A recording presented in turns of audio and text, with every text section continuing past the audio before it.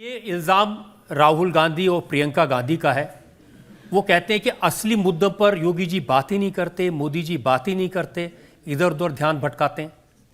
देखिए, असली मुद्दे तो चुनाव के प्रारंभ में मोदी जी ने उठाए थे।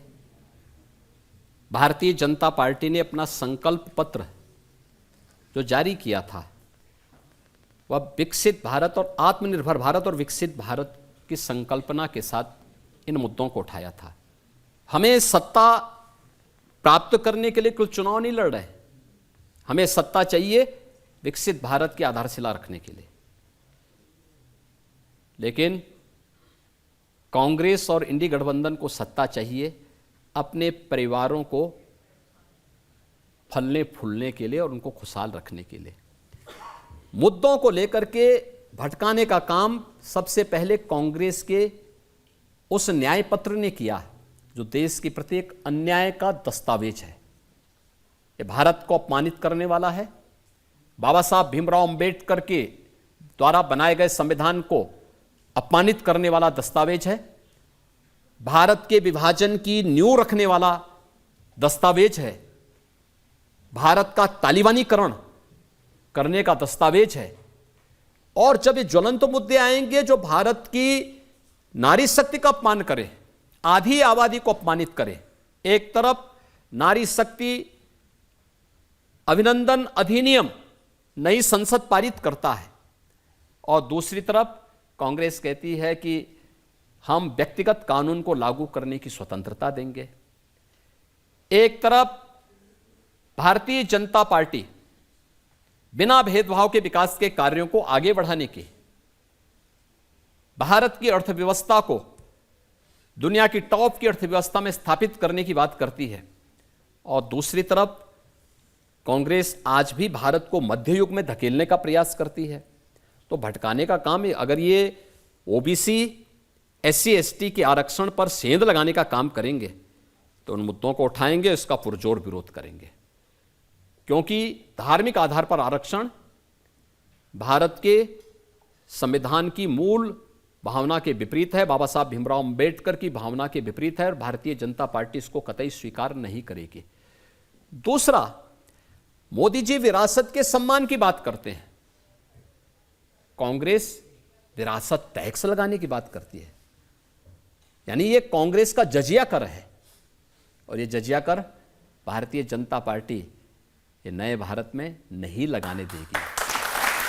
कमाएगी, यानी कमाएंगे भारत के परिवारों के पूर्वज, ये लोग कमाएंगे और उन पे जजिया कर वसूलने के लिए कांग्रेस और समाजवादी पार्टी और एनसीपी और नेशनल कॉन्फ्रेंस जैसे दलों के लोग जाकर के इनकी आधी प्रॉपर्टी पे कब्जा कर लेंगे। क्या ये गुंडागिर्दी करने की छूट क्या सत्ता में रहकर के इनको दी जानी चाहिए? कतई एक्सरे करेंगे राहुल गांधी। हाँ, तो ये उसी एक्सरे उसी जजिया कर के लिए करेंगे, उसी विरासत टैक्स के लिए करेंगे।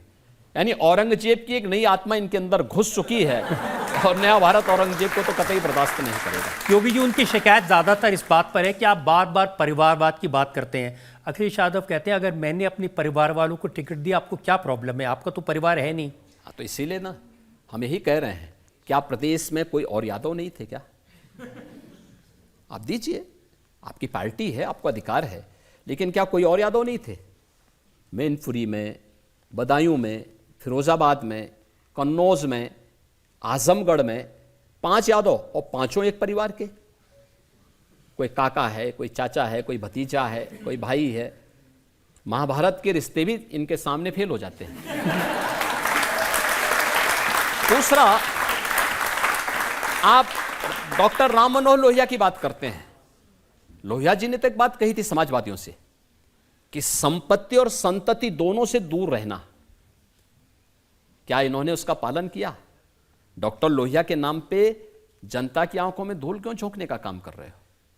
जो कुछ भी करना केवल अपनी संतति, अपने परिवार के लिए करना है, बाकी समाज कहां जाएगा? क्यों नहीं आपने उसकी चिंता की? और कांग्रेस भी वही कर रही है। कांग्रेस के तो एक मंत्री हैं, फॉर्मर मिनिस्टर कांतिलाल भूरिया, पूर्व मंत्री, उन्होंने कहा कि हमने 1 लाख रुपए पत्नी को देने का वादा किया है, जिसकी 2 पत्नियां होंगी तो 2 लाख मिलेंगे। मैं क्या कह रहा हूं ना, कांग्रेस से ये उम्मीद करना कि वह देश के हित में कोई कार्य करे, ये अपने आप में बेईमानी होगी। और इसीलिए मैंने कहा ना कि इनके लिए अपना परिवार महत्वपूर्ण है, हमारे लिए देश महत्वपूर्ण है। इसलिए भारतीय जनता पार्टी ने नेशन फर्स्ट की बात कही है, क्योंकि मोदी जी के लिए 140 करोड़ का भारतीय परिवार है, मेरे लिए 25 करोड़ का उत्तर प्रदेशी परिवार है। इसलिए व्यक्तिगत परिवार की चिंता किए बगैर हम पूरे प्रदेश की चिंता करेंगे। आजकल रायबरेली में परिवार की काफ़ी चिंता हो रही है। जब प्रियंका गांधी वह भाषण देती है तो कहती हैं कि माँ शहीद हुई तो बेटा खड़ा हो गया, बेटा शहीद हुआ तो उसकी विधवा पत्नी खड़ी हो गई, हम इस देश के लिए शहादत देते रहेंगे। हाँ, कांग्रेस तो ये बोलेगी ही, क्योंकि उन्होंने लोगों की भावनाओं के साथ यही सब खिलवाड़ करके देश को हमेशा गुमराह किया है।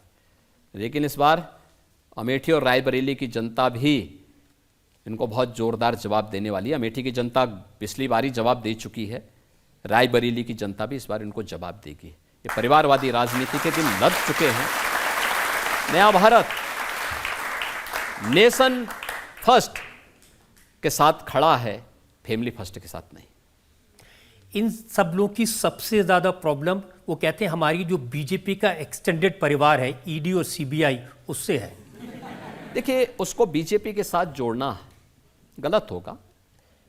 ईडी हो, आईटी हो या फिर सीबीआई हो, ये देश की इंडिपेंडेंट संस्थाएं हैं, उनको अपने अनुसार कार्य करने की स्वतंत्रता है। वहाँ पर उनके डायरेक्टर को भी चयन करने की एक व्यवस्था है। उनमें से बहुत सारे में तो नेता प्रतिपक्ष भी उसका पार्ट होता है, और उसको बीजेपी के साथ जोड़ना मुझे लगता है गलत होगा। भारतीय जनता पार्टी अपने नेता के नेतृत्व में अपनी नीतियों के आधार पर मूल्यों और आदर्शों की राजनीति करती है, और उन्हीं मूल्यों और आदर्शों के आधार पर जनता जनार्दन के दरबार में। अब सुप्रीम कोर्ट ने अरविंद केजरीवाल को बेल दे दी है, तो वो ज़रूर ईडी पर भी हमला करेंगे, बीजेपी पर भी हमला करेंगे, मोदी जी पर भी हमला करेंगे। जेल से बेल पे छूटने के बाद अरविंद केजरीवाल जी कितना हमलावर रह पाएंगे, पहले अपना शुगर कंट्रोल कर लें। मुझे लगता है कि उनको स्वयं ही इस अपने स्वास्थ्य की चिंता कर लेनी चाहिए। न्यायालय ने योगी जी उनको बेल दी है 20 दिन तक चुनाव कैंपेन में हिस्सा लेने। चुनाव कैंपेन में भाग लेने के लिए दिया है, वे चुनाव कैंपेन में भाग लें। लेकिन मुझे लगता है कि इस समय उनको सच बोलने की आदत डालनी चाहिए, क्योंकि देश इन लोगों के झूठ से बहुत थक चुका है, और अब वो चाहता है कि देश के अंदर सही तथ्य सामने आने चाहिए।